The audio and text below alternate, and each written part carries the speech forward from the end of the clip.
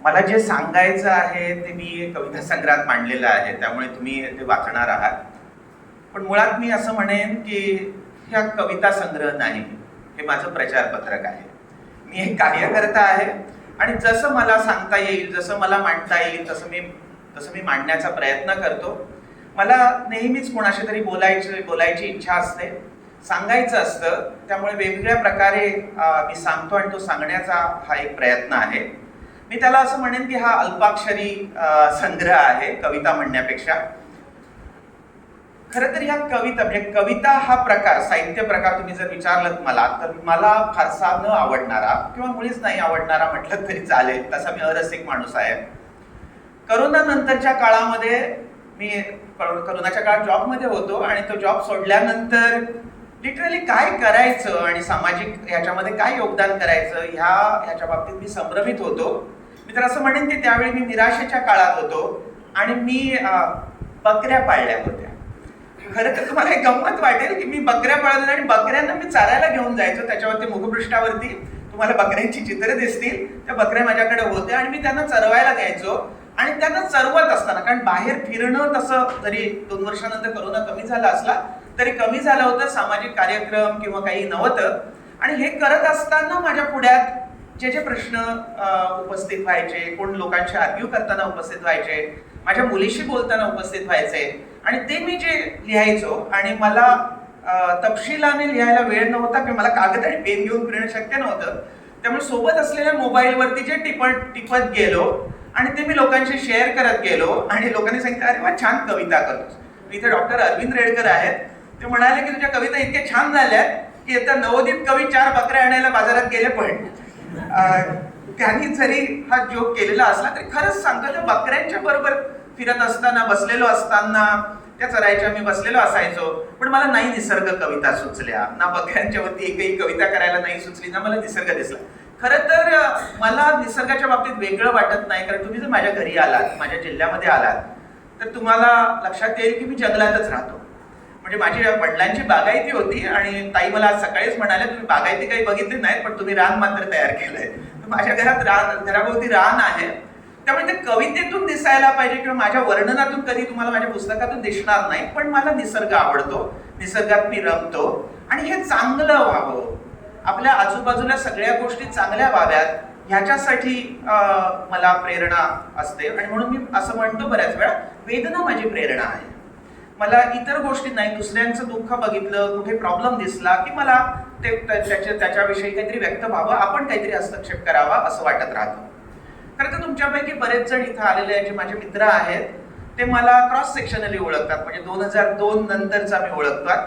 पण माझ्यासोबत आपल्यासोबत माझे एक मित्र आहेत, मला कॉलेजमध्ये सिनियर असलेले डॉक्टर पाटील इथं बसलेले आहेत. ते मला कॉलेजमध्ये असताना म्हणून ओळखतात. पण कॉलेजमधला मी वेगळा होतो. मी कधीच कुणाशी बोललो नाही, माझा अभ्यास की आपण असा होतो. नंतर मी वेगळा होतो, पण माझं लहानपण खूप एका वेगळ्या वातावरणात गेलं. कारण ह्या सगळ्या कवितांमध्ये तुमच्या लक्षात येईल की त्याच्यामध्ये जसा मार्क्स आहे, जसे महात्मा गांधी आहेत, तसे त्याच्यामध्ये संत पण आहेत. म्हणजे त्याच्यामध्ये कुठेतरी एकनाथ पण डोकावतात, ज्ञानेश्वर माऊली पण डोकावतात, तुकोबाराय पण डोकावतात. खरं तर हा संग्रह मी तुकोबारायांना अर्पण केलेला आहे. याचं कारणही असं की माझ्यावरती माझ्या नकळत माझ्या वडिलांनी जे संस्कार केले ते संत परंपरेचे संस्कार होते. म्हणजे मी एका आस्तिक धार्मिक कुटुंबात जन्माला आलो. इथे बसलेले बरेचसे कार्यकर्ते हे पुरोगामी चळवळीतले आहेत, त्यामुळे त्यांना हा विरोधाभास वाटू शकतो. पण त्या आस्तिकतेतून मला जे जाणवलं ते माझ्यामध्ये करुणा तयार झाली. म्हणजे जे का रंजले गांजले त्यासी म्हणे जो आपुले, हे जगायला माझ्या वडिलांनी शिकवलं. म्हणजे मी इथं व्यक्त करेन, तुमच्यापैकी अनेकांचा त्याच्यावरती विश्वास बसणार नाही, पण डॉक्टर करताना, म्हणजे खरंच मी डॉक्टर आहे, MBBS केलंय मी आणि नंतर सायकॅट्रीमध्ये पोस्ट ग्रॅज्युएशन केलंय. जेव्हा मी मेडिसिनला ॲडमिशनचा जो माझी प्रेरणा पण आहे ती माझ्या वडिलांची प्रेरणा आहे. आणि त्यांनी मला हे सांगितलं होतं की तुला लोकांच्या मदतीसाठी म्हणून डॉक्टर व्हायचं. असं प्रत्येक जणच सांगतात, पण माझ्या वडिलांनी ते कुठून माझ्यात भरलं होतं आणि मला सांगितलं होतं. आणि मला आठवतं की मी मेडिसिनला ॲडमिशन घेतल्यानंतर एक दिवस रामकृष्ण परमहंस, म्हणजे आज विवेकानंदांची जयंती आहे, त्यांचे गुरु रामकृष्ण परमहंस, त्यांच्या वचनामृतातला एक प्रसंग ते वाचून दाखवत होते. आणि ते वाचून दाखवताना ते असं म्हणाले की डॉक्टरचा पैसा हा लोकांच्या दुःखावरती असतो, हा रक्तपूचा पैसा असतो, त्यामुळे तो देवाला चालत नाही. तर मला असं म्हणाले, आणि आता जर तरचा प्रश्न नव्हता, पण मी त्यांना म्हटलं की मी याच्या पुढे मग लोकांकडून पैसे नाही घेणार.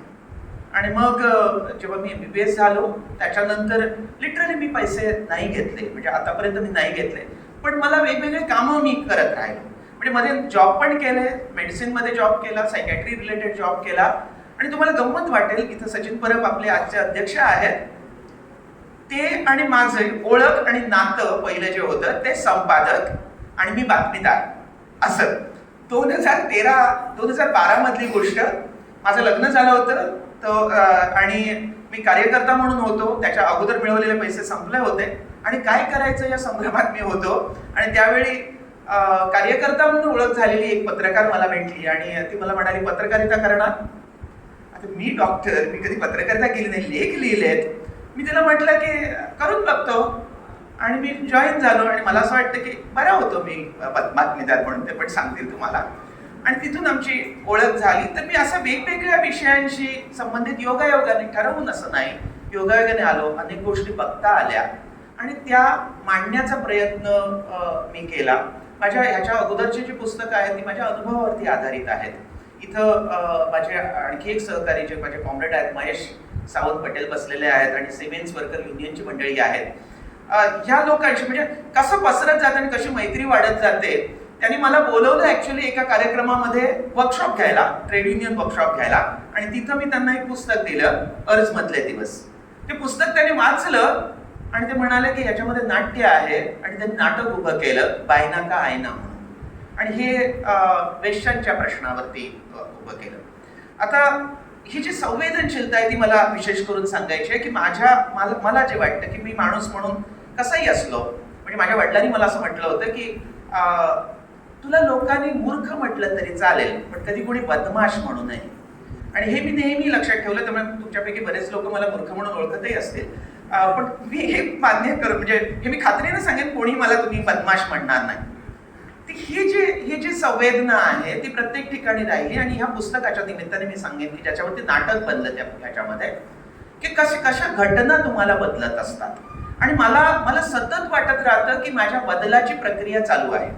म्हणजे मी कविता पाठवत राहिलो आणि भानुदास मला एक दिवस म्हणाले की आता पुरे कर ना, आता पुढच्या संग्रहासाठी ठेवूया, ते झाल्यात पुरेशा याच्यावरती. खरं तर हा संग्रह करण्याची कल्पना भानुदास सरांचीच आहे. भानुदास गुरुने जर इनिशिएटिव्ह घेतलं नसतं तर मी व्हॉट्सअप युनिव्हर्सिटी मधला प्रोफेसर म्हणून ते पाठवत राहिलो असतो. पण मला पुन्हा त्या मुद्द्यावरती सांगायचं आहे की संवेदना कशा जाग्या होतात आणि कशा विकसित होतात. मी ट्रेड युनियन चळवळीमध्ये होतो, फुल टाइम काम केलंय 5 वर्ष मी. मला शेतकऱ्यांच्या सोबत मी काम केलंय. जातीच्या प्रश्नावरती थोडंसं का होईना माझं काम झालंय. पण मला तरी सुद्धा वाटलं की प्रत्येक क्षणी मला वेगळ्या काही गोष्टी दिसतात. मी ज्या संस्थेबरोबर काम करत होतो आणि अजूनही मी करतो, ती म्हणजे अर्ज नावाची गोव्यातली संस्था, अन्याय रहित जिंदगी. आणि त्याच्यातला एक प्रसंग मी तुमच्या पुढ्यात सांगेन की किती डोळे उघडणाऱ्या गोष्टी घडतात. झालं होतं असं की त्या संस्थेचं एक ऑफिस बायना नावाच्या रेड लाईट एरियामध्ये त्यावेळी होतं. आता ती रेड लाईट एरिया बायना नाही आहे. आता गोव्यामध्ये कुठेही प्रॉस्टिट्यूशन चालू असतं. तर तिथला प्रसंग, एक दिवस दुपारच्या वेळात माझं काम असं असायचं की सकाळी मी याच्यामधले तिथे एक रिहॅबिलिटेशन युनिट होतं, तिथल्या मुलींशी बोलायचं, त्यांचे काही प्रॉब्लेम असतील, एन्झायटी, डिप्रेशन, त्याच्यावरती बोलायचं. आणि संध्याकाळच्या वेळी त्या वस्तीमध्ये जायचं. त्या वस्तीमध्ये पुन्हा कुठेतरी यायचंय ट्रीटमेंट घ्यायला वगैरे. एक दिवस असं झालं की मी, आणखी एक मुलगा आणि आमचा सोशल वर्कर असे तिघेच होतो. हा मुलगा नेहमी गप्पा मारायला म्हणून यायचा. तो एक दिवस मला असं म्हणाला की डॉक्टर साहब आप यहाँ आते हो, अच्छा लगता है, हमारे साथ कोई बात नहीं करता, आप जैसा लोग आके हमारे साथ बात करता है तो बहुत अच्छा लगता है, सुकून मिलता है, लेकिन मैं आपको एक सवाल पूछूं, गुस्सा तो नहीं होंगे? म्हटलं विचार ना, त्याच्यात रागवण्यासारखं काय आहे. त्याच्यावरती त्यांनी मला असा प्रश्न विचारला की डॉक्टर साहब, यदि आपको कोई ऐसा बोले कि आपकी माँ रंडी थी या आपकी बहन रंडी है या आपकी बेटी रंडी है तो आपको कैसा लगेगा? रंडी या शब्दानेच मला शिसारी आली. मला काहीच नाही बोलता आलं. म्हणजे ह्याच्या अगोदर मला कामगार म्हणून घेताना कधी काही वाटलं नाही. ह्याच्या अगोदर मला शेतकरी म्हणून घेताना कधी वाटलं नाही. मला अस्पृश्य म्हणून घेताना कधी वाटलं नाही. पण रंटिका नातेवाईक म्हणून मला नाही बोलता आलं. मी गप्प राहिलो आणि त्याच्यानंतर तो म्हणाला की मैं रंटिका बच्चा सुनते सुनते बड़ा हुआ, आपकी जो गाली है वो मेरी पहचान है. मग माझ्या लक्षात आलं की नाही, मी पण माणूस नाही बनलोय. माझ्यावरती अजूनही काम करण्याची गरज आहे. मला अजूनही खानदान आणि ह्या सगळ्या गोष्टी अनकॉन्शियसच्या पातळीवरती वाटतायत आणि मी लोकांना मदत करतोय असा आहे माझा हात. माझा हात कॉम्रेडशिपचा नाही आहे. अजूनही मी लोकांच्या मध्ये अशा प्रकारे नाही विचार करू शकत. आणि तेव्हा माझ्या लक्षात यायला लागलं की माणूस बनण्याची प्रक्रिया कधी संपत नाही, ती चालू राहते. आणि ती प्रक्रिया तुम्ही एकटेच चालवता असं नाही, ते तुम्ही इतरांशी पण शेअर करता. आणि मला ते आहे, मला वाटत राहतं की जे मला कळलंय ते मी इतरांशी बोललं पाहिजे. ते ज्या फॉर्ममध्ये मला सांगता येईल त्या फॉर्ममध्ये मी सांगण्याचा प्रयत्न केला पाहिजे. आणि तो मी सांगण्याचा हा प्रयत्न ह्या कविता संग्रहातून केलेला आहे. मी तुम्हाला विनंती करेन की तुम्ही तो घ्यावा, वाचावं आणि मला प्रतिसाद द्यावे. म्हणजे जे काही तुम्हाला वाचून अभिप्राय असेल, कारण याच्यातल्या कोणत्याही कवितेवरती मला क्रिटिक्स आलं नाही असं नाही. म्हणजे प्रत्येक कवितेवरती मला क्रिटिक्स आलं आणि प्रत्येक काही लिहिलं की ते क्रिटिक्स येणार. म्हणजे तुला व्हावेच लागेल आंबेडकरवादी. ही कविता मी शेअर केल्यानंतर एकाने मला विचारलं, तुझी जात कोणती? म्हणजे जिथं मला जात संपवायची आहे तिथं मला ही विचारणा आली की तुझी जात कोणती. मी त्याच्यानंतर त्याच्यावरती आहे राखीवतेचा प्रश्न. त्याच्यावरती माझ्याशी आर्ग्यू झालं की एका बाजूला तुम्ही जाती अंत म्हणता आणि राखीवतेचा प्रश्न कसा म्हणता. त्याच्यामध्ये माझं आर्ग्युमेंट आहे. तर ह्या पुस्तकात जी आहे ती बरीचशी युक्तिवाद आहेत, माझे आर्ग्युमेंट आहेत, लोकांशी बोलत असताना, संवाद साधत असताना असलेले आर्ग्युमेंट आहेत.